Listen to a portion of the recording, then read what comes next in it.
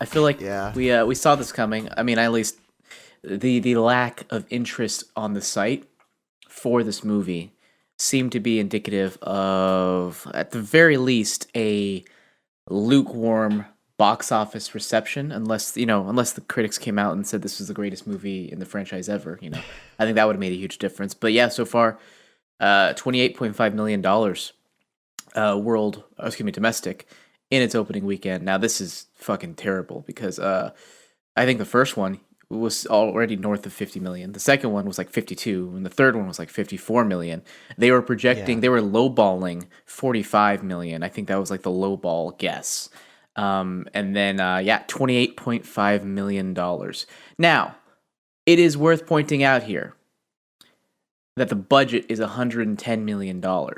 So the financial, I guess, hurdle that they have to cross is a lot lower than for most some movies. Than some movies. So $110 million. Dark Phoenix, $300 million. The fuck? Was it 300 million? Yeah, well, reported. It's up to 300 million because Christ. of extensive reshoots, including an entire set they didn't even use. So Yeah, I mean, yeah, they did a whole shit ton of stuff. So let's see here, 110 million. Let's just say, how much do you think they spent on advertising? Let's say $75 million yeah, plus 75. So that's obviously 185 right there. And then you have to take into account the theaters take in money. So let's see here. Let's say the movie makes $400 million. I doubt it will, but times 0.6, that'll make $264 million. So yeah, that's profitable. Let me see I mean here. it's already at 102 worldwide. Yeah, but most movies Yeah. make like most of their money up front. Yeah, these days they do. I remember a long time ago having to wait weeks and weeks and weeks because I've always been a bit of a number junkie. And by the way, good morning everybody, and welcome to LR Mornings with Kyle and Jammer. I'm Kyle. I'm Jammer.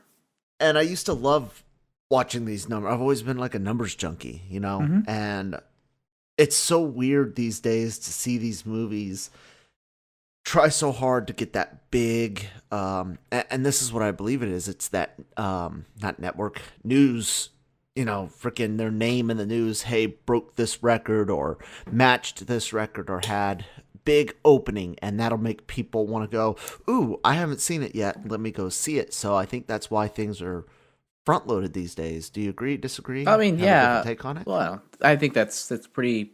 Yeah, I mean that makes sense. It's Yeah. all about the upfront explosion of views, which is why Netflix is such a unique thing where they stealth drop everything, and it's Mhm. just a matter of it finding it. It's like it'll be on there forever. It just has to do well enough forever, and it's all about it finding an audience and then that slowly spreading it throughout. So that's a different strategy. Whereas compared to theaters, yeah, it's like it's one of those things where every dollar that you spend on one movie is a dollar you can't spend on another movie. Yeah. And so, of course, you need to get big as quickly as possible because otherwise, theaters are going to push your movie out because it's not making them any money, not getting butts in seats, not selling them popcorn. That's just the name of the business. So, I mean, there are a variety of factors to that. Some of them financial, but some of them news. But yeah, I mean, obviously, you want your movie to be in the news for breaking records. Of course, that's of course what you want. But you want to capitalize on the excitement of a launch and stuff. So there's a lot of reasons. Yeah. This movie suffered not as bad as Hellboy because at least this pinned it or pawned itself off as a soft reboot, not A ignoring reboot. everything. It's a requel. I don't know. I'm trying to coin new words here. Well, Hellboy was like, oh, we're gonna be totally different, Yeah. but we're not, and oh, we're just gonna have more gore. They showed themselves to really be completely irrelevant. This movie's more like just people didn't need it, they didn't want it, they didn't care for it, which kind of sucks because I like the Men in Black franchise overall. I and like I was the just first hoping movie. for kind of like I like the first one, the second one, and not so much. Third one was actually better than the second one, but still, I wanted a dumb summer fun movie, something I could just kind of go switch off, enjoy some crude humor, some aliens, and some explosions. Yeah, I understand the feeling for that. Like, I get that. And it's one of those things where it's like, yeah, I'd be totally down to watch it. But then the weekend came, and I was like, I can go ahead and watch The Meg on HBO instead. And that's basically what I did. I watched The Meg on HBO. Hey, you know what?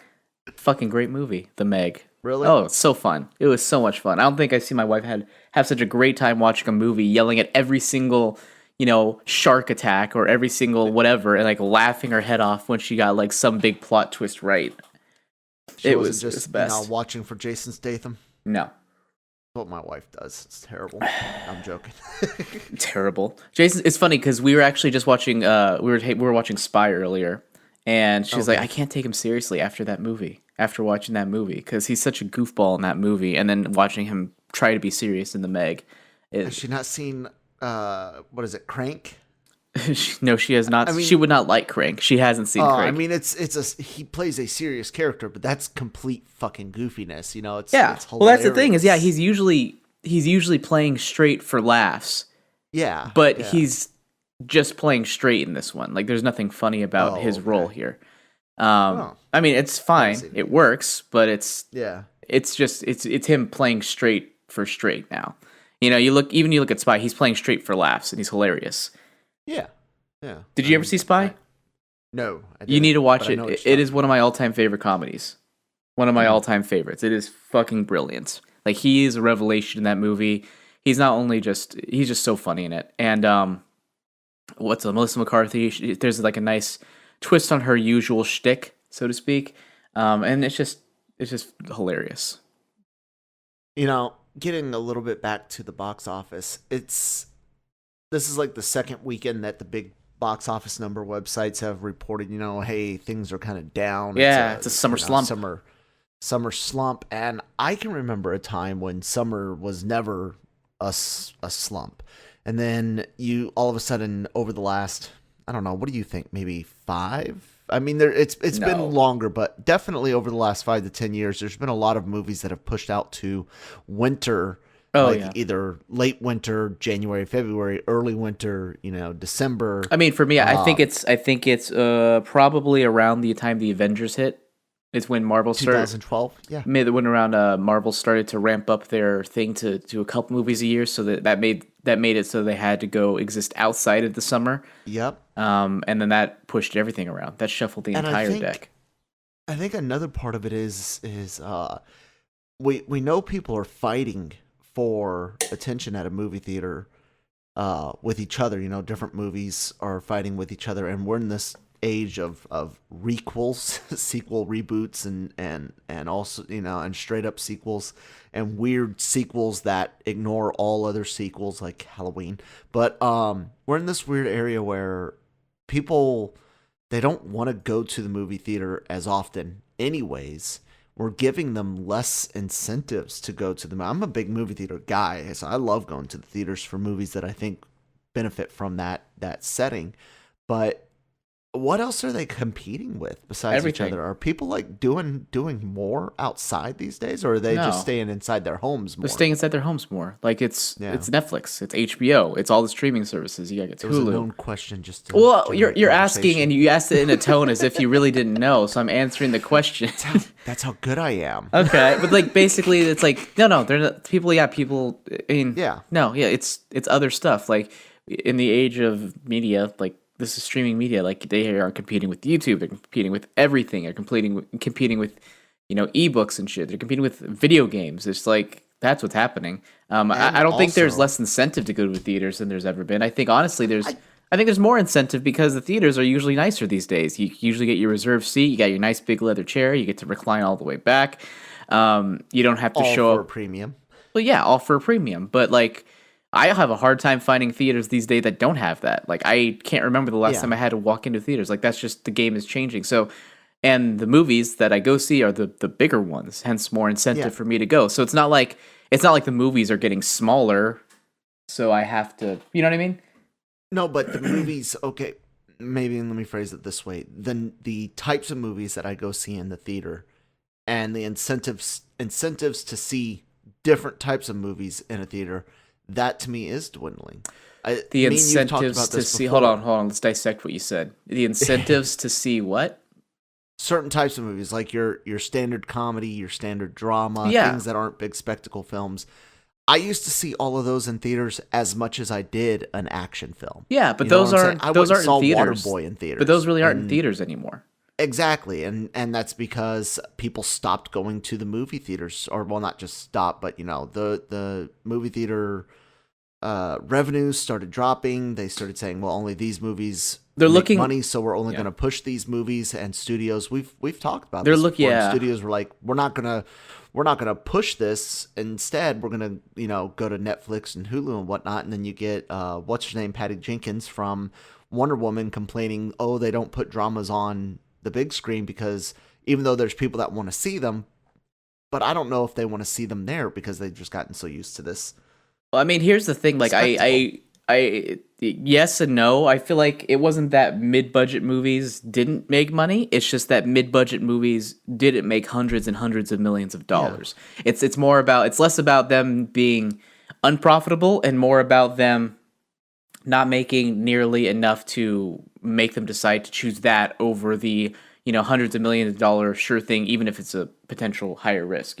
High risk, high reward. It's become an increasingly high risk, high reward section of the business, and lots of flops over the past few years. As a result of that, these big risks and actually these big flops as a result. Except for one, there is one genre that is sometimes not even mid-budget. Sometimes it's low budget. Yep, horror. Still hits the theaters on a regular basis and fucking makes bank. And I talked about this on last week's episode of LRM Ranks It with my buddy Brian. And that's horror. Horror movies are constantly being made for 40, 50, 60 million dollars. Less than that. Less than that. Some of them are being made for well less than that. $5 to $10 million. I know Blumhouse. They're the ones that are the big names right now. Oh, Their God, their yeah. shit is like $5 to $10 million tops, unless it's some sort of big. I don't even know if they have anything over $15 million. But they make bank. They make good money. They make their money back. They make money. They make profit. Like, for example, the really big ones, they get made for $10 million and they make $200 million. That's a hefty profit there. But a lot of them, Annabelle Creation, $15 million budget, $306 million worldwide. right? But then there's a lot of them that are like made for $10 million and they make like $50 or $60 million, which is still fantastic profit. But again, it falls into that category where it's like, why do that when you can release the $150 million movie and make $300 to $400 million in profit? Like the smaller ones can get away with it because they're smaller. They have smaller resources. They have to be smarter with their money. They're not allowed to just do a bunch of Hail Marys. No, horror is just an interesting. I guess it's an interesting thing there because it's while you've seen other non-spectacle films kind of go by the wayside in the theater, I do agree with Patty Jenkins on that you don't see them as often. And I think me and you, like I said, we've discussed part of it's the theater it doesn't make them money, so why are they going to push it? It gets one screen, while Avengers on opening night at an 18 screen theater has Avengers on 12 of them. And the studios just want to make more money too. And the studios, and that's just part of the business side of things, but that's given us the innovation of streaming these movies that we all still do enjoy, and now we can get them in the comfort of our own home. I'm not against it. I do hope somehow, some way, that this lifeblood of spectacle films keeps theaters going, because I love that experience. I love the big screen, the big sound, and I love crowd reactions to big spectacle films over the last since the Avengers, since the first one. Yeah. Well, maybe episode 1. I remember pretty big crowd reactions for episode 1, and it kind of dwindled for 2 and 3. But anyways, whatever. I like these. Do you think the fact that movies hit home videos so quickly? I mean, they're talking. I saw a rumor that Avengers Endgame will be on home video like by the second week of August, which means maybe by the end of July it's going to be on digital. Mm-hmm. Do you think maybe people are willing to just I'll fucking wait the 90 days? I mean, that's me with every other movie that's not a big spectacle. Yeah, I think so. It's just one of those things where there's so many factors. That's the thing, is like, it's no one factor. There's just so many little factors throughout, given the current age we live in, that you really can't point to just one. It's a bunch of things. And I think it's why that some theaters it's taken them so long to sort of react to this new world. And I think it's a billion things. It's hard to pin down. Eh, we'll see what happens in the future. I mean, Go see movies, I think people. Shit. I mean, you say that, I say that, but at the same time, I can only afford to go to the theater X amount of times a year, so it's not exactly like I'm helping out the whole deal. We go I'd say every spectacle film, especially every Marvel film. Like I've got my tickets for Spider-Man Well, I wouldn't say already. every spectacle film, because did you go see Men in Black International? No, almost every Okay, spectacle I'm film. just trying And I wanted to. to I be had more plans specific. to until everybody I know was like, "Don't." That's what did it for me. Like this is one I was willing to take Lucas to. Yeah, and even Eh, Fox, our critic, who, he likes a lot of things. Like Believe it or Venom. not, he got into the critic business because he actually likes movies quite a bit. So Yeah. he likes a lot of things. This one, he was just like, God, boring. Nope, pass. Yeah, like literally I haven't heard a single good thing about it, and yeah, that's why I'm not seeing Men in Black. So it had nothing to do with cost, because like I said, I was gonna take my kid. I was just, when did the first Men in Black come out? Like, 1997, I think. okay, so I was 12, so 6 years older than he is, ish, somewhere around there. Yeah, I He can't could say enjoy Men in I Black. can't say Men in Black made a huge impact on me. I really liked the first one, but the second one really ruined everything. And Uh, the second one was Movies have fucking a habit of terrible. doing The that. second one was like the worst movie in the world. It was so bad. I hated that movie with a passion. Like it I didn't literally hate it that bad. it It made me definitely like, wasn't and I good. usually hate when people say this, but it legitimately made me like the first one less. What? Yeah, Nah. because it was almost like, oh, why bother? Because the second one sucks. Like there's no, I don't know. I don't know what it was. It just made it feel cheaper. Made it feel cheaper. So what did the third one feel like for you? I just didn't care at that point. Brolin did a good job playing Tommy Lee Jones. I think though, they did fine, but I think even then the franchise was kind of tired, which is why when I went to, or not when I went to, when this movie came out, I'm like, yeah, this seems like it could be fun, but we've seen this movie before. I see nothing here that's different. It just feels like a typical Hollywood movie. I feel like Men in Black, the original, was the original sort of, well, not the original, but it was like the quintessential sort of 90s blockbuster of the era. Yeah. And they, because Theme song it included. is so quintessential, it's like it's almost boring now. Because it's almost boring if you're trying to make a reboot of it and you're trying to capture the same aspect. It's like you're capturing a feeling that is old, that is too old, Yeah. and it's not modern, it's not new, it's not just kind of a retread, but it just feels old. That's such an interesting way to bring it up, because you think of other movies that have either came out or are coming out that are trying to do exactly that, capture that lightning in a bottle again.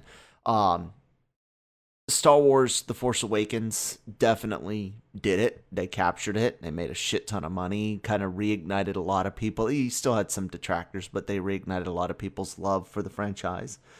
Then you look at something like the upcoming Ghostbusters threequel, and you're like, well, the second one failed to capture the lightning in a bottle. Don't even have to get to 2016 to find people that are disappointed in the franchise other than the first original movie.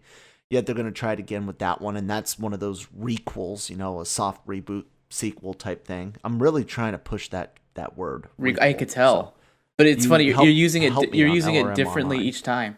It's like you've used it in 3 different ways each time you mention it. I think you need to come up with a standardized definition of it. I liked your first one. One of those soft reboots that's also a sequel, like Halloween, like Ghostbusters. But then you're saying it's also like, okay, so but Halloween is a bit different because Halloween is one that ignores other sequels too.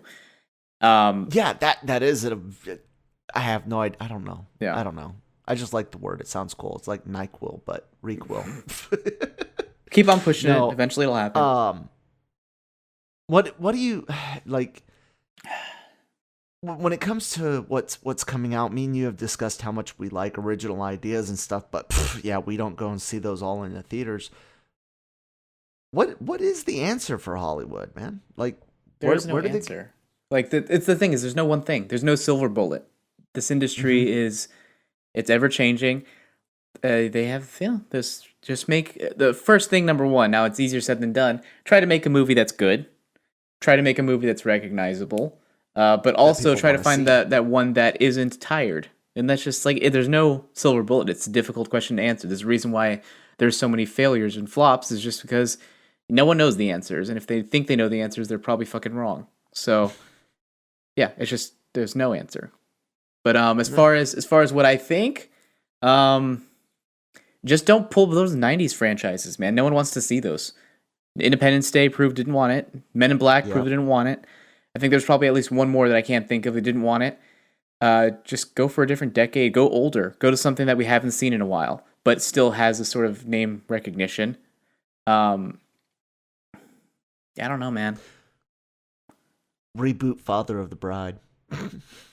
We have to would have to do it on Disney Plus or Netflix. You wouldn't be able to do it in theaters. Yeah. I'm just joking, anyways. Right. I just happened to see a picture of it on a website dealing with movies about being dads. So, yeah. By the way, happy Father's Day to everybody. I know that was yesterday, but, we don't do things on the weekends with LR mornings. So, It's true. yeah, happy Father's Day. Yes, happy Father's Day. I mean, you're actually a father, so happy Father's Day to you. I am. Well, thank you. Thank you. Yep, my son made me a little card while I was in the emergency room, he made me a little card, and that's what I got to come home to, so it was nice. But I'm okay, folks. I'm not dying yet. Much to your guys's, upsetness. There's a word I wanted to use, but I Chagrin? forgot it. There you go. Thank you. And yeah, I do want to mention something kind of cool that was kind of, I guess, leaked over the weekend. Everybody knows Mortal Kombat 11's out. I know Tanya's one of the people here at LRM Online. She's on Breaking Geek Radio quite often, and she's a big Mortal Kombat fan. And since the one they just called Mortal Kombat, maybe one or two before that, DLC character packs have been a thing, and a lot of people push for different characters that they would like to see in these games. And one that was pushed earlier this year before the game came out was Ash Williams of Evil Dead fame. Are you an Evil Dead fan? No, I'm not. Like I watched those movies because a lot of people in college liked them, and I never understood the appeal. Did you even like Army of Darkness? No, it was boring. Well, turns out after months of saying no, he won't be in the game. Ash Williams is going to make a Mortal Kombat debut along with the Terminator and one of the earliest DLC packs coming out for the game. Being that you're not a fan, are you a fan of Mortal Kombat at all? I mean, I was as a kid. In the video games, I Yeah. really haven't played. I'm not a fighting video game fan, so that is meh. I like them. I suck at them. Oh yeah, I've never been good at fighting games. I mean, I think my peak was Smash Bros. 1, maybe even 2. Yeah. But that's about it. I've got like Marvel Ultimate Alliance 3, and I've got Mortal Kombat X through PlayStation Now, the streaming service, and like I play them on easy or normal. I cannot play hard, and I get my ass beat if I try to ever go online. I mean, we just don't get have the slaughtered. time when we were kids. Like when we were kids, I'd play that shit for 10 to 12 hours a day easy. Yeah. Nowadays, it's like if I can squeeze in a half hour a day, that's like whoa, that's a good day. Like usually, it's like maybe an hour or two for the entire week if I'm lucky. Yeah, definitely. When it comes to Ash, though, the interesting thing about this is how much they said no early on, and I'm wondering because even Bruce Campbell, who plays the character from the original movie series, was like, "No, I'm not in it whatsoever." I'm wondering if he even knew he was in it, or if it was all just a ploy. And I also wonder why make so much of this stuff, because leaks happen so often. Why make so many things so secret? Why not just use it to push the game? That's a good, I don't know. I don't know, man. I don't know if the companies. I think what it is that companies like to control the narrative.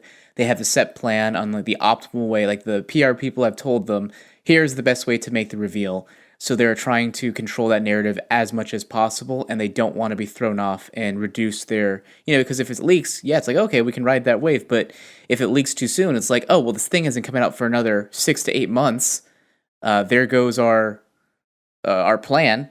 and people are going to be bored of the news by the time it comes out. So it's like deny, deny, deny, so that we can still make it new news when it's finally revealed. Yeah, I mean, I think that's pretty much what it comes down to. Like I said, I used to work in the anime industry, and we'd have all these NDAs and stuff and things like, oh, it can't be revealed for this day. I'm like, it's fucking anime. Like, the people who care about this, the people who cares is so small compared to most things, and no one really cares who's voicing this. I mean, people do care, but it's not like NDA worthy, to the point where I don't know. It just seems like they just like to control the narrative. Like, even in industries that small compared to this, the much bigger video game industry, it's just a similar mindset, Yeah. I guess. I like the movie, and I don't have Mortal Kombat 11 yet, but I am incredibly interested in what his like fatalities. I'm guessing the chainsaw arm is definitely going to come into play. I'd like to see a fatality with the Necronomicon, the book itself. Maybe like some of the funny stuff that has happened with the book, like in Army of Darkness, where it attacks him. The fake books, there's like 3 books. He picks the wrong ones, and they attack him. I'd love to see a fatality with the Necronomicons. I think that'd be a lot of fun. So yeah, Mortal Kombat, Ash is there. Yay! Yay! I mean, I appreciate that. Like the same people who like that the Evil Dead series probably would like the Mortal Kombat series. So I think it's great. It's great marketing. I'm sure that it's going to be really popular, and good for them. I think it's awesome. I was going to ask you more about like what other type of characters you'd want to see in a Mortal Kombat game, because we've seen like Freddy, Jason. I think they did that DC versus Mortal Kombat. Spawn. No, did they do Spawn? Did they? I don't know. That was a suggestion. You made it sound like it was it already been done. Spawn and Mortal Kombat. I honestly The Punisher. It looks like Spawn's gonna be in this new one. Oh, yeah. Fuck. Yep. Okay, the Punisher. The Punisher would be cool. Punisher would be cool. I could see that. Yeah. Actually, you know what? Hellboy. What's that? Hellboy would be pretty cool too. Yeah, definitely. It kind of sticks with the horror vibe of some of the other DLC characters that, well, pretty much almost all of the DLC characters they've had. Even, I guess, the Terminators. Some people consider the first one, the original one, to be a slasher flick. Yeah. I consider it a horror movie, to be honest. Me and you had that conversation. Yeah. We disagreed. Yeah. It's all right. It's okay. It happens. Anything else, man? Anything else you got? No, nothing. Hiding in your back pocket? No. It's a Monday. It is a Monday. We got plenty of time for the news to drop. We have plenty of time for stuff to discuss later. But for now, happy Monday. Hope you guys are having a great week so far. And we'll check back in with you tomorrow when hopefully there's more news to discuss. Make sure you guys are heading to LRMonline.com every single day, because there is news every single day, whether it's big or small. There's something. Make sure you guys are sharing us with like 10, 20 friends and family. Share us with your comic book store. Just LRM Online. The more we grow, the more you get. It's awesome that way. YouTube channel, we got a lot of great things. Gig has been really busy. There's a lot of celebrity interviews that went up late last week and over the weekend, so make sure you guys head over and check those out. Like, share, and subscribe to that, as well as the Los Fanboys podcast channel, where you get your podcast from pretty much anywhere. We're there, and we got Breaking Geek Radio, the podcast, LRM Ranks It, LRMornings, Los Fanboys. Definitely check all that out. Like, share, and subscribe. Jammer, where can people find you at online? You can find me on Twitter at JamTheWriter, and all of my stuff at LRM Online. Nice. And you guys can find me at that Kyle Malone on Twitter, and all that other stuff that I said. I'm involved in most of it. Have a good one. We'll talk to you tomorrow. Adios.